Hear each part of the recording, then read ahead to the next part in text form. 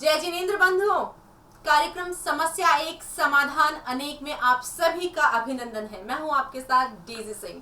बंधुओं, पिछले कुछ समय से हम दिशाओं के बारे में आपको जानकारी दे रहे हैं और बता रहे हैं कौन सी दिशा आपके लिए सही साबित होती है और कौन सी दिशा अगर खराब होती है तो आपकी दशा भी खराब हो सकती है। आज उसी कड़ी में हम आगे बढ़ेंगे और आपको एक ऐसी दिशा के बारे में जानकारी देंगे जो बहुत अहमियत रखती है आपकी जिंदगी में। वो आपको ग्रोथ दिलाती है, वो आपको सेटिस्फेक्शन दिलाती है, वो आपको पैसे दिलाती है, वो आपकी बुद्धि बलवान करती है, वो आपको ज्ञान दिलाती है। बहुत अहम दिशा है। वो कौन सी दिशा है उसके बारे में चर्चा करेंगे और यकीन मानिए ये दिशा बूढ़े बच्चे जवान सभी के लिए बहुत इंपॉर्टेंट रखती है। तो चलिए आगे कार्यक्रम की शुरुआत करते हैं, बढ़ते हैं आगे और हर बार की तरह इन सभी दिशाओं के बारे में जानकारी देने के लिए और आपकी जिंदगी को पूरी तरीके से परिवर्तित करने वाले व्यक्तित्व हमारे साथ स्टूडियो में एक बार फिर से हैं। तो आइए हम और आप मिलकर उनका अभिनंदन करते हैं। जी हाँ, मैं बात कर रही हूँ डॉक्टर प्रिया जैन जी एवं डॉक्टर प्रदीप जैन जी का। स्वागत है आपका। जय जिनेंद्र। जय जिनेंद्र। लगातार बहुत अच्छे फीडबैक मिल रहे हैं और आपसे जो आप क्लासेस देते हैं उनसे भी लोगों को बहुत हेल्प मिल रही है अपने जीवन को एक सही दिशा में कन्वर्ट करने के लिए। और इस कार्यक्रम में आप अपना इम्पोर्टेंट टाइम जो है, एक ऐसा समय जो आप हमारे दर्शकों को दे रहे हैं अपने कीमती समय में से निकाल के, उसके लिए तहे दिल से आभार व्यक्त करते हैं अपने दर्शकों के बिहाफ पे। आज भी हम कुछ ऐसे ही विषयों पर चर्चा करने वाले हैं, दिशाओं के बारे में। जैसा मैंने अपने दर्शकों को बताया कि बहुत जरूरी होता है जिंदगी में पैसा, सेटिस्फेक्शन, ज्ञान, बुद्धि, बहुत सारी चीजें जो हमारी रुक जाती है, डेवलप नहीं हो पाती है, वो भी ये दिशा बहुत कीमती होती है। कौन सी दिशा है वो, किस तरीके से कारगर साबित होती है हमारे लिए और कैसे हम इसको अच्छी तरीके से अपनी जिंदगी में कंट्रोल कर सकते हैं। जी हाँ, कंट्रोलिंग वर्ड मैंने इस्तेमाल किया क्योंकि बहुत जरूरी है उसको कंट्रोल करना। तो जानना चाहूंगी प्रदीप जी आपसे सबसे पहले। तो समझते हैं आज इन दिशाओं के बारे में। जैसे मैम ने कहा कि दिशा बदलने से आपकी दशा बदल जाती है। दिशाएं सारी इंपॉर्टेंट है, बहुत महत्वपूर्ण हैं। वास्तव में 16 दिशाओं का वर्णन है और 16 की 16 दिशाएं अपने आप में बहुत बहुत फ़ायदेमंद होती हैं। लेकिन आज जिस महत्वपूर्ण दिशा के बारे में बात करना चाहते हैं, व्यक्ति क्या चाहता है? हर इंसान पैसा चाहता है, सेटिस्फैक्शन चाहता है, संतुष्टि चाहता है और एजुकेशन चाहता है, नेम फेम चाहता है और स्टेबिलिटी चाहता है। क्या एक दिशा से सब कुछ प्राप्त किए जा सकती हैं? जी हाँ। हमारे घर की पश्चिम दिशा, वेस्ट डायरेक्शन, जो सबसे महत्वपूर्ण मानी गई है वास्तुशास्त्र में। ईशान कोण के बारे में तो सभी जानते हैं कि ईशान कोण को हल्का रखना चाहिए, वहाँ पानी की व्यवस्था होनी चाहिए, वहाँ कोई क्लटर्स नहीं होने चाहिए। लेकिन पश्चिम दिशा भी अपने आप में बहुत महत्वपूर्ण भूमिका हमारे वास्तु में अदा करती है।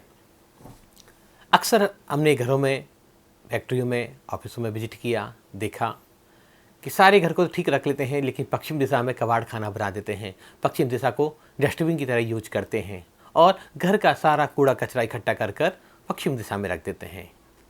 कहते हैं, लोगों का तर्क ये होता है कि पश्चिम दिशा शनि की जोन है, सैटर्न की जोन है, तो यहाँ कुछ भी रखा जा सकता है।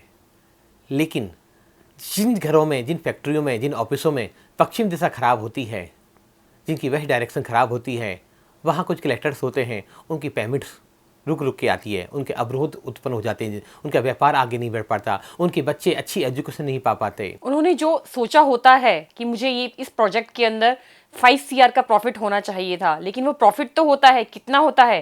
2 CR का। तो इंसान को क्या लगता है, वो सेटिस्फेक्शन होती है? नहीं होती। क्यों नहीं होती? क्योंकि उसकी उम्मीद कितनी थी? 5 करोड़ की थी, 5 CR की थी, लेकिन उसको मिला कितना? 2 CR। तो वो क्या सेटिस्फाइड हो पाया? नहीं हो पाया। तो वो सेटिस्फेक्शन कहाँ पर रह गई? क्योंकि जो प्रॉफिट उसको गेन होना चाहिए था वो उसको नहीं हुआ।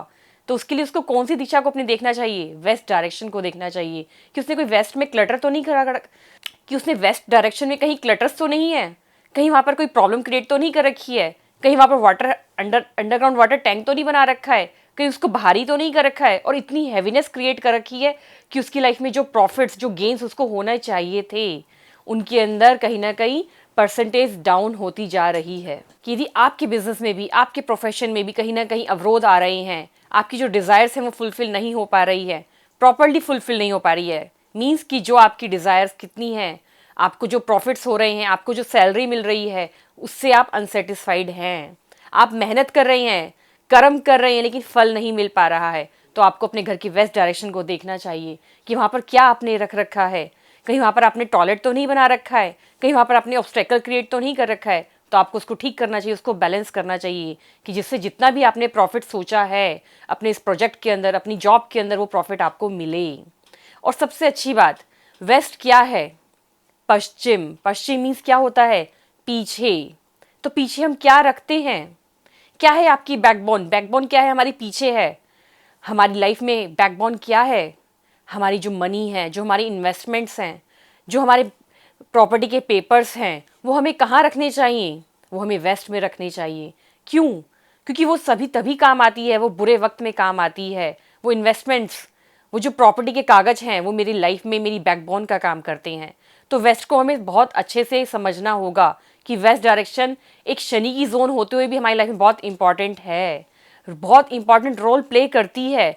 यदि वहाँ पर आपने किसी भी तरह का कूड़ा कबाड़ भर रखा है, लोहे की आइटम्स भर रखी हैं, घर में हम देखते हैं, लोगों के घर जाते हैं, जो वेस्ट का रूम होता है उसके अंदर इतने सारे क्लटर्स भर रखे होते हैं, उन्होंने बेफालतू की अलमीराज, छत पे जाएंगे, उनके टेरिस पर जाते हैं, वहाँ पर भी उन्होंने वेस्ट में ही ऑब्स्टेकल्स क्रिएट कर रखे होते हैं। और फिर क्या कहते हैं कि मेरा बच्चा तो इतनी मेहनत कर रहा है, बिजनेस कर रहा है, मेरा हस्बैंड बिजनेस कर रहा है और बच्चे भी पढ़ रहे हैं, लेकिन जो उनकी डिज़ायर्स थी, जितना उनको मिलना चाहिए, सिर्फ प्रॉफिट, एक ये नहीं कि आपको मनी से प्रॉफिट हो रहा है। यदि उस घर में बच्चे पढ़ने वाले हैं तो उनको अपनी उनकी स्टडी से भी बेनिफिट नहीं हो पाएगा। वो पढ़ेंगे ज़रूर, लेकिन उनके मार्क्स कितने आएंगे? 50%, 60%, लेकिन उसकी कोई वैल्यू ही नहीं है। तो यदि आपकी लाइफ में भी इस तरह की चीज़ें हो रही हैं तो आप चेक करें कि आपके घर में वेस्ट डायरेक्शन में आपने क्या बना रखा है। उसको क्लटर फ्री करिए, उसको रिलैक्स करने दीजिए जोन को, वहाँ से जो भी एनर्जी आ रही है, पॉजिटिव एनर्जी, उसको एनहांस करिए और उसको महसूस कीजिए उस एनर्जी को, क्योंकि वो एनर्जी आपकी बॉडी के लिए बहुत ज़रूरी है, आपके आभा मंडल के लिए बहुत ज़रूरी है। जी, यानी जैसा हमने कहा है कि ये दिशा हर किसी के लिए इम्पोर्टेंट है और आपने प्रूफ किया है कि बच्चों की स्टडी या बच्चे की नौकरी या बिजनेस हर कहीं भी हमें रुकावट डाल सकती है अगर ये दिशा हमारी सही नहीं हुई है। जैसा मैम ने बताया सर कि ये शनि की दिशा मानी जाती है, तो ज्योतिष के अनुसार हम इसे कैसे देखेंगे? शनि ग्रह को जो माना जाता है, न्याय का देवता माना जाता है ज्योतिष शास्त्र में। और दूसरी बात, सैटर्न ग्रह, शनि ग्रह ही ऐसे ग्रह हैं जो खजांची माने जाते हैं, जो सारे पैसे को संभाल के रखते हैं। खजांची किसको कहते हैं? कैशियर किसको कहते हैं जनरल भाषा में? जहाँ पैसे का लेन देन हो, जो पैसे को संभाल के रखे, जो पैसे को इकट्ठा करके रखे। लेकिन अगर उन्हीं की जोन खराब हो गई तो अर्थ तो चला ही जाएगा जीवन में। जब अर्थ चला जाता है, जब पैसा चला जाता है, तो कोई भी सुख शांति समृद्धि हमारे पास नहीं रह पाती। मेंटल पीस खत्म हो जाता है, हमारा आराम खत्म हो जाता है। तभी कहा है कि वेस्ट खराब है तो वेस्ट इज नो रेस्ट। अगर वेस्ट खराब हो गया तो हमारे जीवन में आराम नहीं मिलने वाला। क्योंकि आराम कब मिलेगा? जब आपकी इन्वेस्टमेंट्स अच्छी होंगी, जब आपको प्रॉफिट्स होंगे लाइफ में, तभी आप सेटिस्फाइड होंगे और तभी आपको रेस्ट मिल सकता है। आपकी बात पे कहना चाहूंगी प्रदीप जी, जैसे हम कहते भी हैं कि शनि ग्रह खराब नहीं होना चाहिए। अगर शनि भारी पड़ गए तो जीवन में सुकून चला जाएगा। तो शायद यही कारण है कि व्यापार, पैसा, डेवलपमेंट, स्टडीज, एवरीथिंग इसकी वजह से इफेक्ट हो सकता है। और शनि देव को कहीं ना कहीं लोगों ने बदनाम कर दिया है कि बहुत डरावने हैं, अगर ये भारी पड़ जाए तो ये हो सकता है, वो हो सकता है। लेकिन हमारे हाथ में ही है इसे शांत रखना, अपनी दिशा को हमें शांत रखना है। क्या कहना चाहिए? ठीक रखना है, शांत नहीं रखना, हमें अपनी दिशा को ठीक रखना है। अभी एक फैक्ट्री में हमने विजिट किया तो वहाँ देखा कि पूरी फैक्ट्री में प्रॉपरली अच्छे से वास्तु किया हुआ था, लेकिन पश्चिम दिशा में उन्होंने टॉयलेट बनाया हुआ था। जो CWC बनी हुई थी वो पश्चिम दिशा में रखी हुई थी। समस्या उनकी बार बार आ रही थी कि पेमेंट हमारा आता नहीं है, रुक जाता है, बहुत ज़्यादा खर्चे बढ़ रहे हैं, स्टाफ की सैलरी पूरी नहीं हो पाती, लेकिन काम अच्छा चल रहा है। तो जाने से पहले ही मन में एक विचार आया, कहीं ना कहीं इनकी पश्चिम दिशा खराब है। हमने पूरा मैप बनाया, 16 डायरेक्शन में उनका जोन तैयार करी और देखा तो प्रॉपर वेस्ट में उनकी जो टॉयलेट सीट थी। अब वो टॉयलेट सीट को रिमूव करना भी बहुत ईजी काम नहीं होता, तो हमने वहाँ कलर थेरेपी करी। वहाँ मेटल की स्ट्रिप लगाई, ग्रीन कलर से टॉयलेट सीट को डब्ल्यू कट किया और सिर्फ इतना सा छोटा सा काम किया। उनकी फैक्ट्री आज सुपर अच्छी से चल रही है, इन्वेस्टमेंट भी बढ़ रही है उनके प्रॉफिट भी बढ़ गए हैं और सैलरी, बाकी जो खर्चे की दिक्कत उनको प्रॉब्लम्स आ रही थी वो खर्चे भी उनके दूर हो गए। ऐसे ही दूसरे एक फैक्ट्री में हमने देखा, उन्होंने पश्चिम दिशा में साफ्ट बनाई हुई थी, तो साफ्ट बनाने से क्या हो गया, वो हिस्सा बेसिकली कट गया, वो फैक्ट्री से वो हिस्सा कट गया, तो वो प्रॉब्लम सिर्फ वही चालू हो गई, लोगों से समस्या बढ़ गई, मेंटल पीस खत्म हो गया, फाइनेंशियल प्रॉब्लम बढ़ती चली जा रही थी डेली। तो हमने वहाँ भी कलर थेरेपी कराई, साफ्ट को तोड़ा ना, कोई आसान काम नहीं था या ज़रूरी नहीं था कि हर बार तोड़ फोड़ ही करी जाए। लोग समझते क्या है कि वास्तु करने का मतलब है घर को तोड़ फोड़ करना, लेकिन ऐसा नहीं है। वास्तु का मतलब है घर की चीज़ों को बैलेंस करना, फैक्ट्री की चीज़ों को बैलेंस करना, एनर्जी को बैलेंस करना, और पूरा वास्तु सिर्फ एनर्जी पर डिपेंड करता है। जो लोगों ने मन में एक भ्रम बना रखा है कि वास्तु का मतलब तो तोड़ फोड़ होगा, नहीं, वास्तु का मतलब है तो वास करना और पांचों तत्वों को, पांचों एलिमेंट्स को, उनकी ऊर्जाओं को बिल्कुल प्रॉपर तरीके से बैलेंस करना। कि जैसे हमारी बॉडी के अंदर जो होती है, हमारी बॉडी भी 5 एलिमेंट से मिलकर बनी है, तो उन सब चीज़ों का क्या है, रेशो हमारी बॉडी के अंदर इक्वल होता है तो हम बिल्कुल स्वस्थ रहते हैं।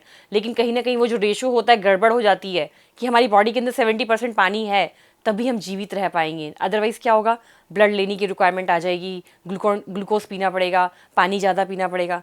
कहीं ना कहीं उसी तरह हमारे घर का जो वास्तु है वो भी पांचों एलिमेंट्स को लेकर ही बना है। यदि वहाँ पर किसी भी एलिमेंट की कम या ज़्यादा हो जाता है, अब मान लीजिए किसी के घर में हम बात करते हैं कि आग, फायर जो एलिमेंट है ज़्यादा हो गया, तो वहाँ पर क्या होती है, आग लग जाती है। तो पश्चिम हमारी क्या होती है, बैकबोन होती है। तो यदि किसी की भी बैकबोन में प्रॉब्लम चल रही है, आजकल सबसे ज़्यादा हम देखते हैं घर में जाते हैं, लोगों की बैकबोन में बहुत प्रॉब्लम चल रही है। घर में जितनी लेडीज़ हैं, कोई काम नहीं कर रही हैं लेकिन उनकी बैकबोन में प्रॉब्लम है, तो उन सभी लोगों को अपनी पश्चिम दिशा को चेक करना चाहिए कि वहाँ पर किस तरह के ऑब्स्टेकल्स उन्होंने खुद ही क्रिएट कर रखे हैं।